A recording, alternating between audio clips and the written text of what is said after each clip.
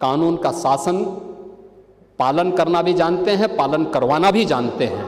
शंकराचार्य का पद भारत की सनातन धर्म में सर्वोच्च और सम्मानित पद माना जाता है। और अगर वो शंकराचार्य थे तो क्यों आप लोगों ने लाठीचार्ज किया था वाराणसी में? एक जिम्मेदार और मर्यादित व्यक्ति कभी इस प्रकार का आचरण नहीं कर सकता।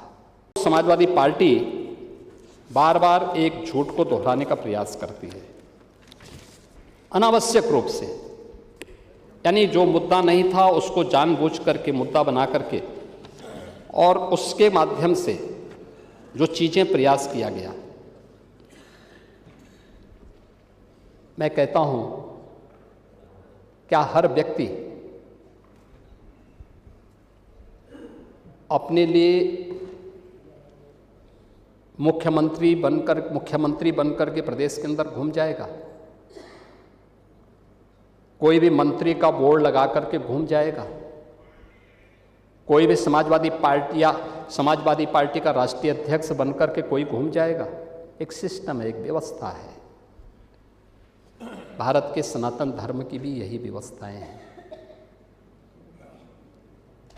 शंकराचार्य का पद भारत की सनातन धर्म में सर्वोच्च और सम्मानित पद माना जाता है, बहुत पवित्र माना जाता है। इस सदन की व्यवस्था आप देखते होंगे, परंपरा से और नियमों से संचालित होता है। माघ मेला है, मौनी अमावस्या के दिन 4.5 करोड़ श्रद्धालु आया है। सबके लिए एक व्यवस्था बनाई गई है और कानून तो सबके लिए बराबर होता है। मेरे लिए कोई अलग कानून नहीं। अगर मैं अपराध करूंगा तो उसी कानून से मैं भी देखा जाऊंगा, जिस कानून से कॉमन मैन देखा जाएगा। मुख्यमंत्री का पद किसी कानून से ऊपर नहीं हो सकता। कोई व्यक्ति किसी कानून से ऊपर नहीं हो सकता। हम भारत के संवैधानिक व्यवस्था से जुड़े हुए लोग हैं और मेरा मानना है भारत के हर नागरिक को भारत के इस कानून को मानना चाहिए। भारत के अंदर शंकराचार्य की पवित्र परंपरा, जगत गुरु शंकराचार्य ने देश के अंदर 4 कोनों में 4 पीठों की स्थापना की। उत्तर में ज्योतिष पीठ की स्थापना, दक्षिण में श्रृंगेरी, पूरब में जगन्नाथपुरी, पश्चिम में द्वारिकापुरी। 4 पीठों के 4 वेद हैं, ऋग्वेद, यजुर्वेद, सामवेद और अथर्ववेद। इन सब के अपने मंत्र हैं।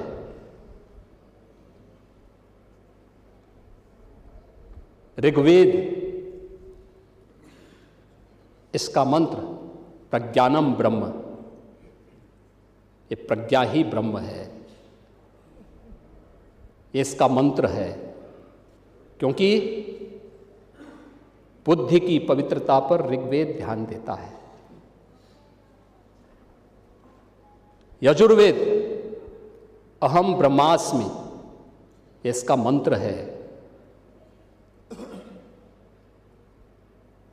मैं ही ब्रह्म हूं। कोई भी साधक जब अपनी साधना की पराकाष्ठा में पहुंचता है तो उसको इस बात की अनुभूति होती है। यही उपनिषदों का उद्घोष भी है। सामवेद तत्त्वमसि, यानी उस आत्मा के बारे में तू ही वह है, यानी जिसको तू बाहर ढूंढ रहा वो तुझ में ही है। और अथर्ववेद अयात्मा ब्रह्म, ये आत्मा ही ब्रह्म है। ये 4 मंत्र हैं। आदि जगत गुरु शंकराचार्य ने अनिवार्य किया है, जिस पीठ के लिए जो योग्य पात्र होगा उसका उसका भाष्य, आज की भाषा में आप कह सकते हैं थीसिस, वह विद्वत परिषद के द्वारा अप्रूव की हुई, उसके द्वारा और फिर उस परंपरा के द्वारा उसको मान्य किया गया। हर व्यक्ति शंकराचार्य नहीं लिख सकता।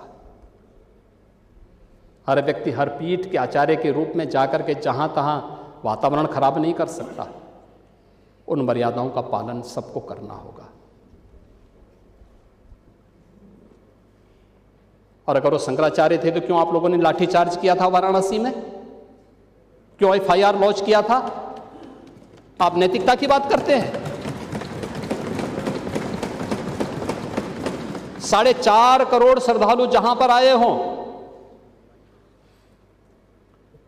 वहां पर जो एग्जिट गेट है, जहां से श्रद्धालु बाहर निकल रहा है स्नान करके,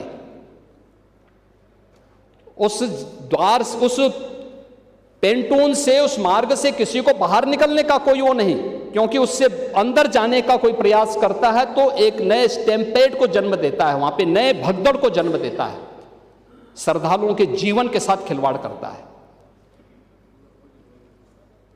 एक जिम्मेदार और मर्यादित व्यक्ति कभी इस प्रकार का आचरण नहीं कर सकता, कभी नहीं कर सकता।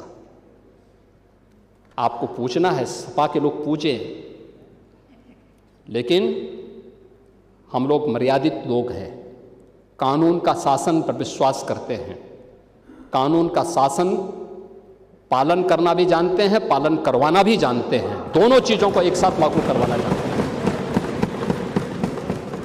लेकिन इसके नाम पे गुमराह करना बंद करिए आप लोग।